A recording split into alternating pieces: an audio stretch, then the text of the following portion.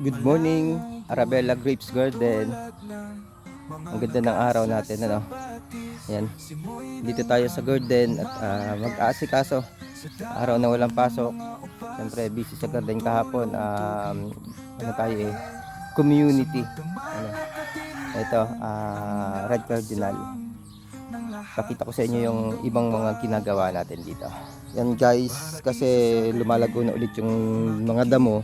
Iga-grass cutter natin yan, pero bago natin i-grass cutter yung mga naka sa puno, yan, ginamas natin, tapos tinambak natin sa puno sa ibabaw para pag tumama, para hindi natin tamaan ng grass cutter itong lupa, para hindi mahupay baka abutin yung ugat.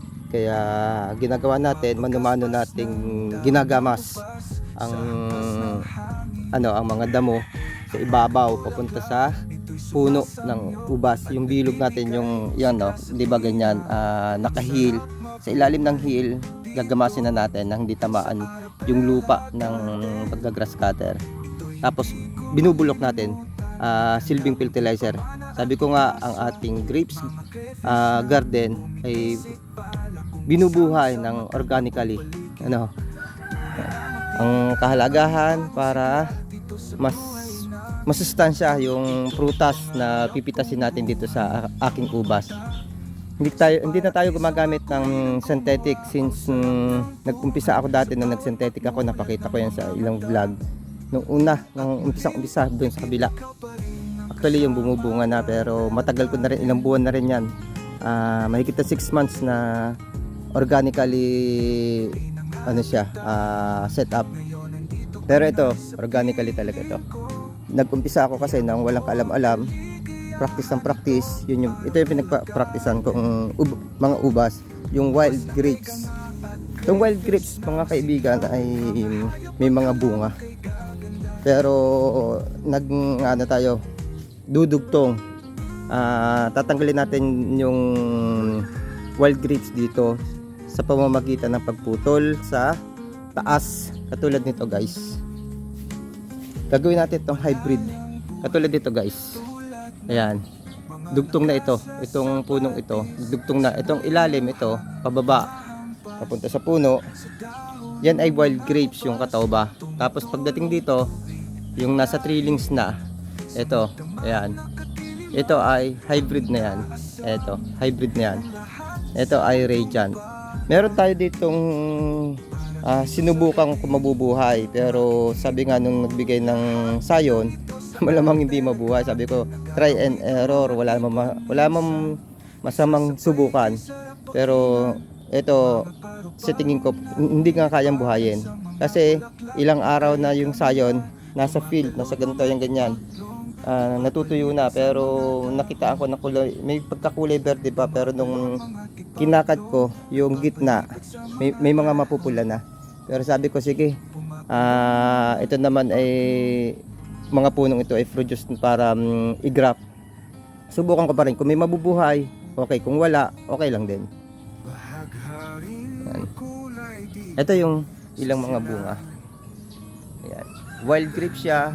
Siyempre pag wild, pagka native, hindi malalaki. Native siya from North America. Tataw ba? Ito. Merong mga kasunod dito guys. Ayan, oh. Marami yung kasunod nito guys. Hindi ko lang maiisa-isang pakita. Ayan. May mga kasunod na bunga yan guys. Maraming bulaklak yung iba hindi tumuloy kasi nag-ulan at saka naghangin. Ayan guys, oh.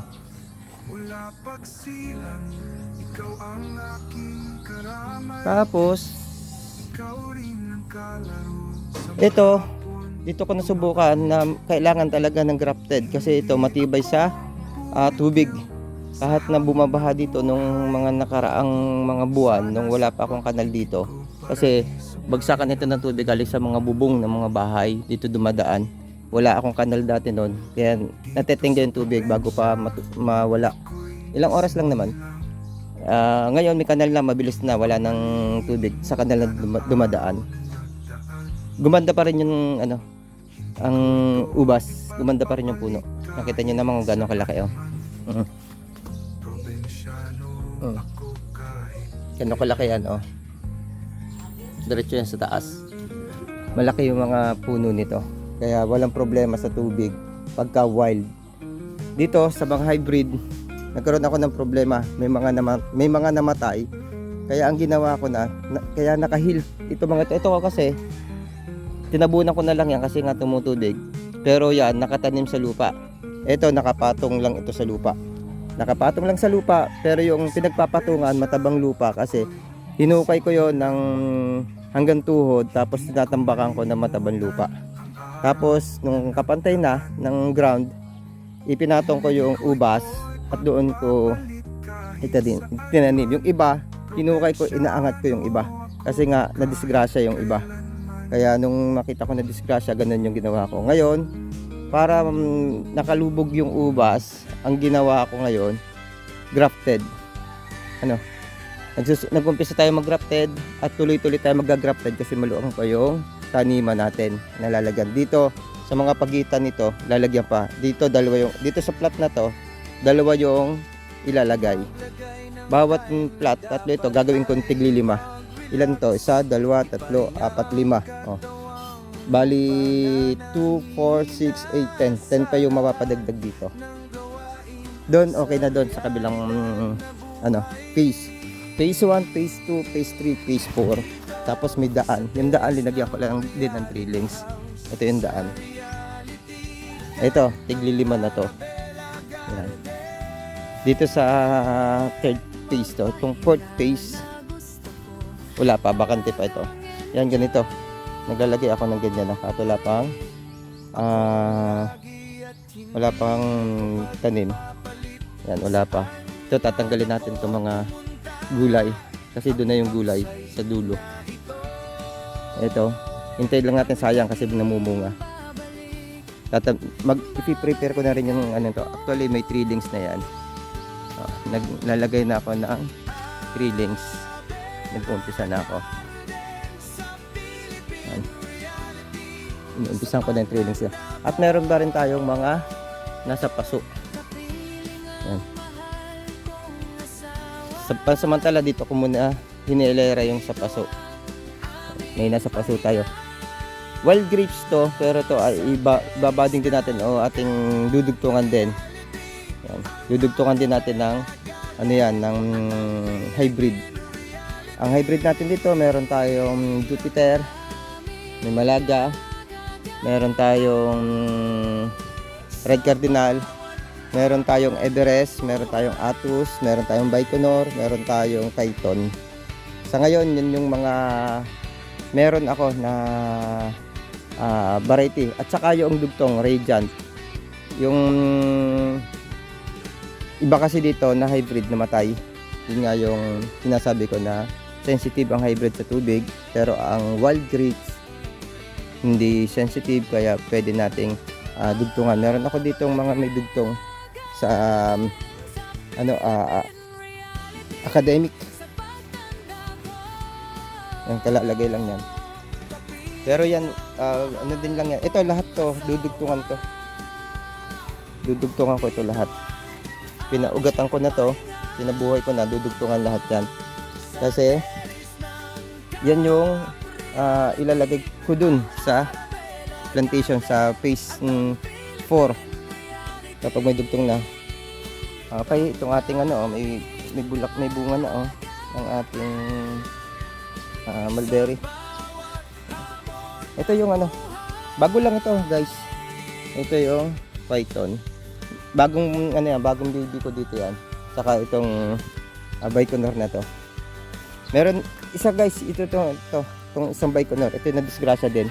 Hindi ko alam kung mabubuhay. Kaya nakaganyan yan. Ginagamot natin yan. Pero organically din ang ginagawa natin. Hindi tayo nag-synthetic.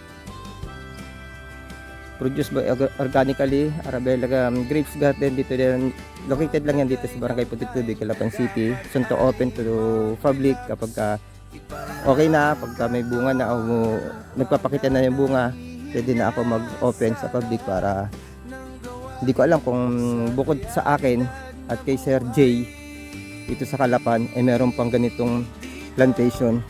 Pero ito sa akin mas malaki ito kumpara doon kay Sir J. Pero kay Sir J, iba't iba din ang variety. At yun, pwede nyong bisitahin kasi namumunga na yung kay Sir J. Located lang yan dito sa Calapan City. Yung kay Sir J, Managpi. Ako dito sa Barangay Puting Tubig. Yan. Bye-bye.